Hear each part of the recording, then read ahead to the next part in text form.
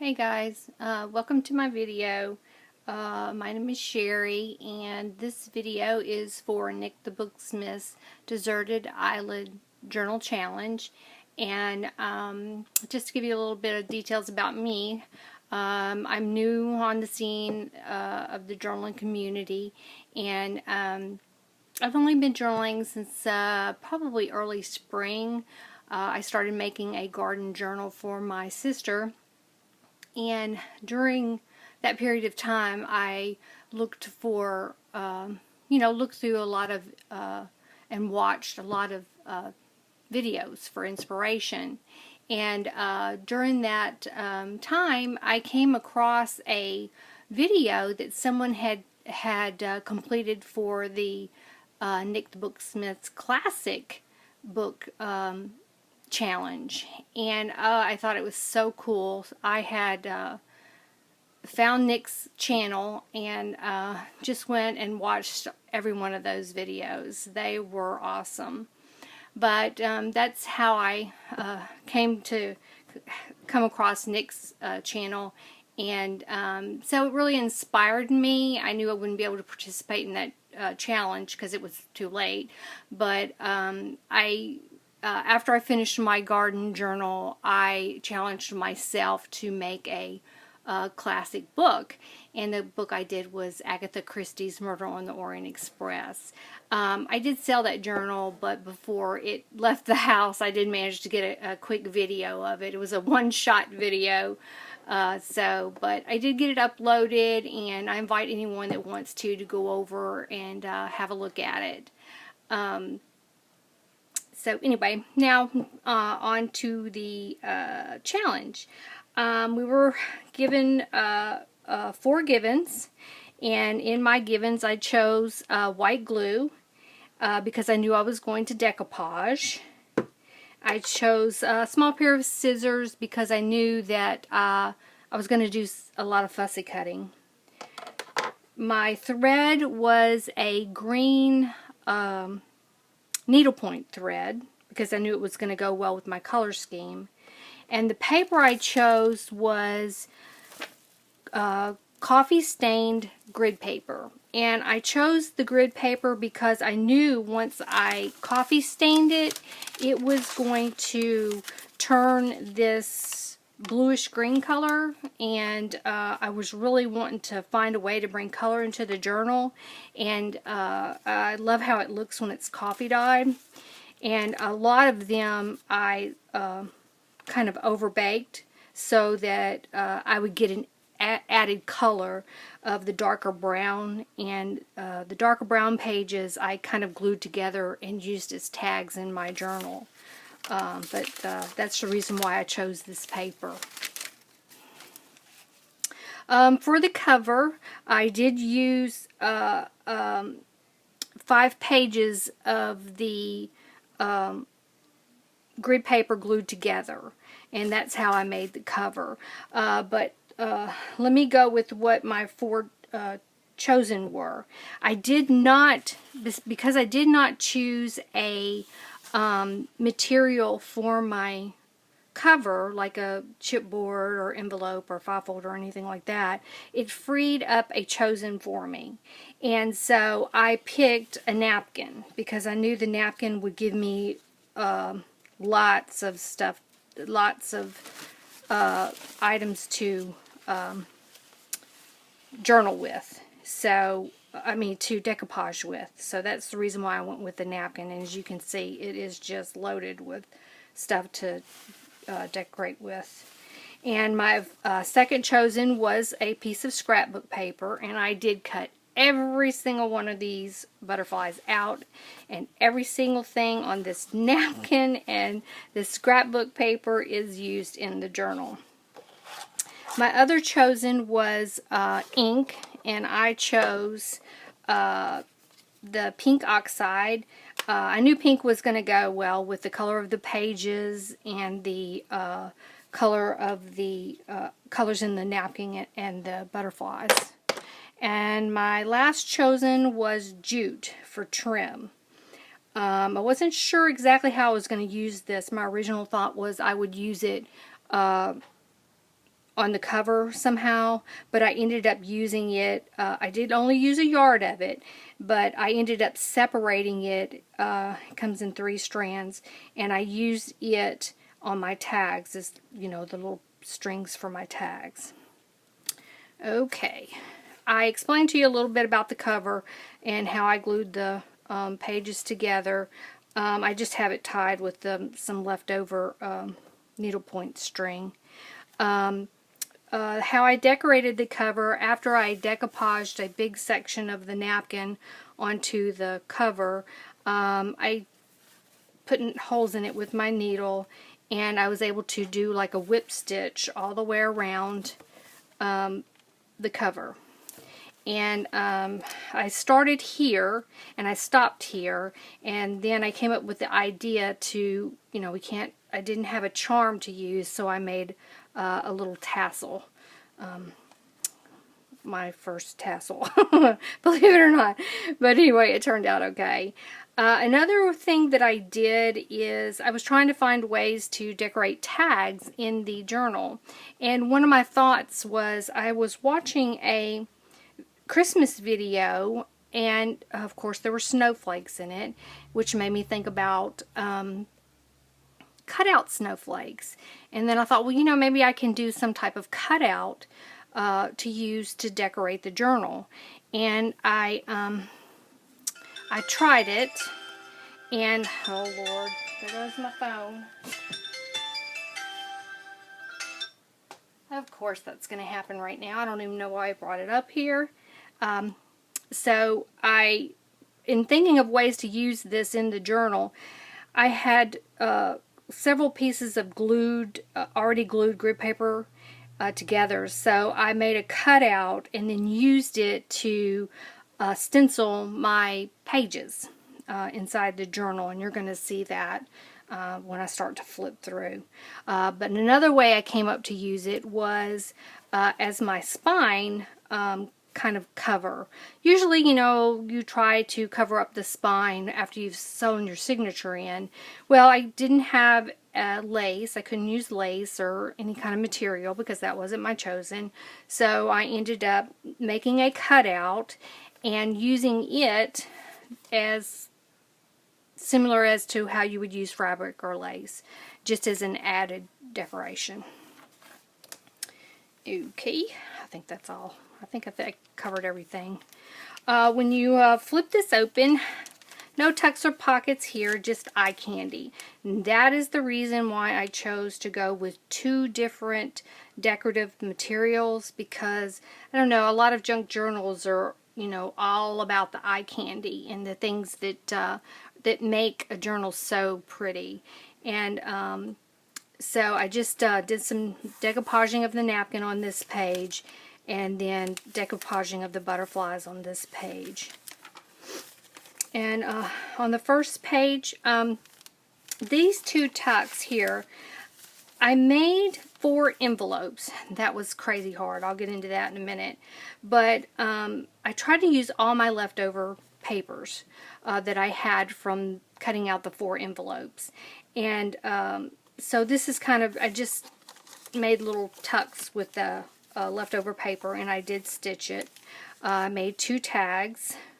Of course, I left all the back sides of the tags blank for journaling.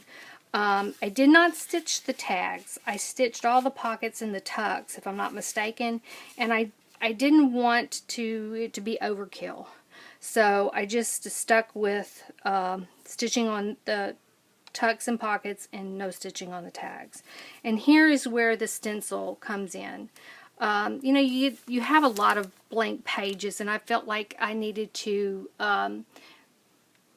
do something on them, and so this, I think, was a pretty good solution to that. You know, it adds some extra color to the page and some little bit of decoration. Another pocket that's stitched that I made from the leftover envelope paper, that the envelope cutouts. And another tag.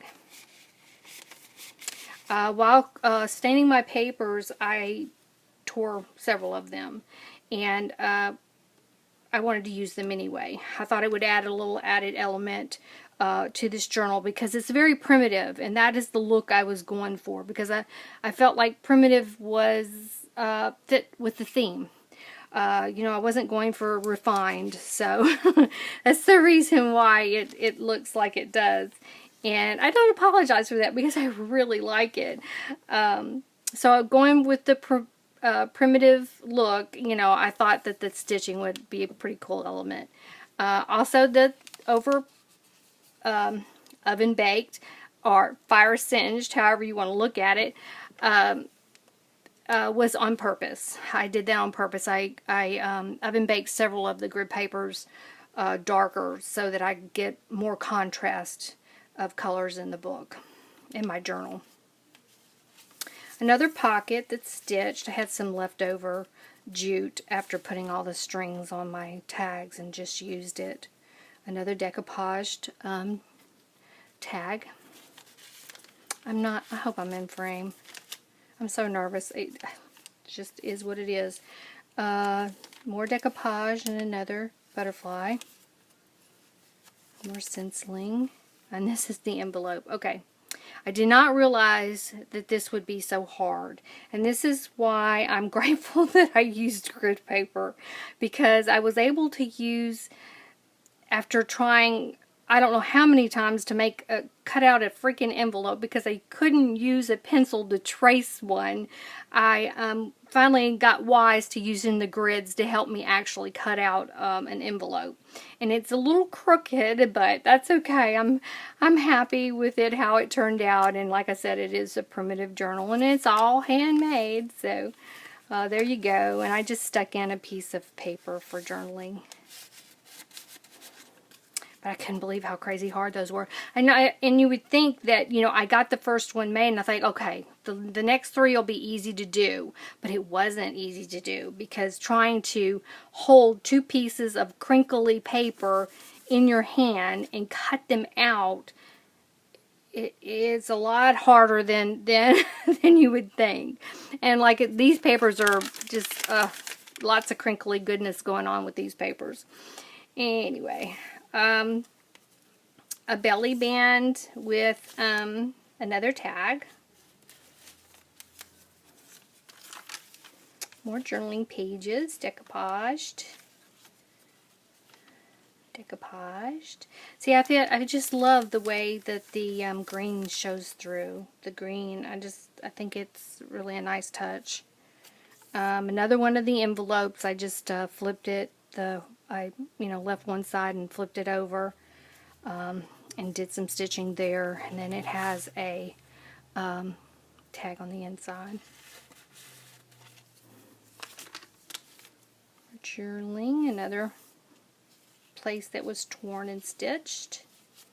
And on this one, this is actually a butterfly was used as a closure on this one, but it opens and you're able to write on the inside, and then there's a tag. I used on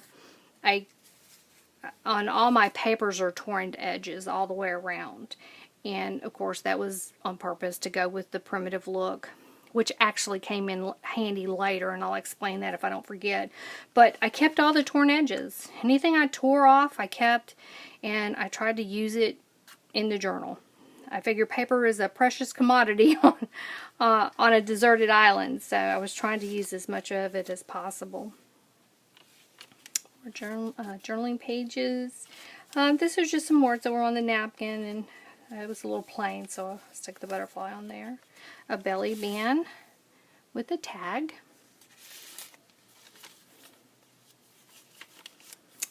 This is another pocket made from the leftover pieces from the envelopes, and it's stitched. And this one's a flip. I actually just hinged it and stuck it to this back page, so a back page of the first signature, so that you could journal on both sides. And another tag. More scrap paper.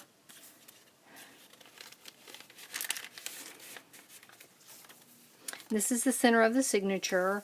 I made just a little envelope that you can open up and journal on the inside. And I ran out of butterflies because of course, sewing in the signature was one of the last things I did. So I cut out 4 little hearts to use as the string on the strings. Alright, and in the second half, all my pockets and tucks and belly bands and all that are the same as they are in the first half. I just tried to decorate everything a little bit differently. 2 tags.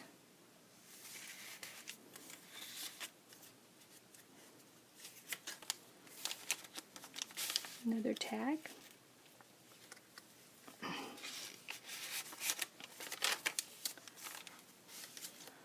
And tag.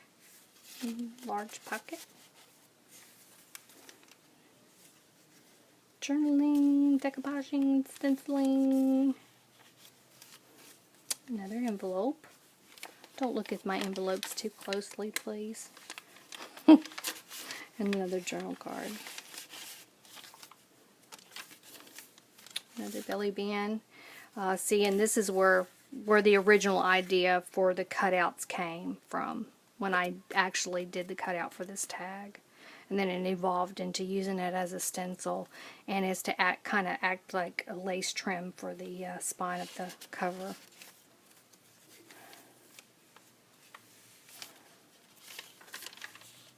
More stitching down here on a torn page. Another envelope with a tag.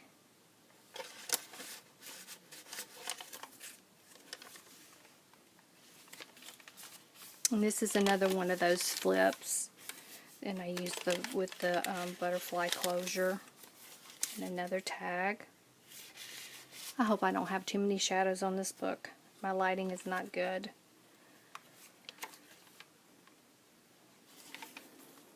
Another belly band with a tag. More stitching on a torn page. Actually, that page I think tore all the way across to the other side. And another pocket that's the flip, that's hinged and flipped. And another tag.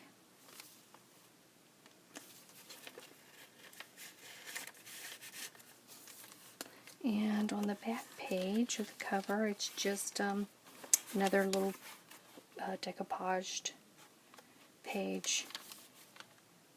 And that's the back cover. And that is all. But this was a lot of fun. I really appreciate the challenge. I've already started going through and looking at some of the videos, and they are just so awesome. And just as another quick plug for myself, I have was working on 2 fairy garden journals when this challenge came about. So working, it'll be volume 1 and volume 2. It just was so large that I had to break it up in 2 books. So I'll be posting those hopefully soon, within the next couple of weeks. So anybody that's interested in seeing those, go ahead and subscribe. I invite you to subscribe and have a look at those. But thanks, Nick, for the challenge. I really appreciate it. It was so much fun. Thanks, guys, for stopping by and having a look.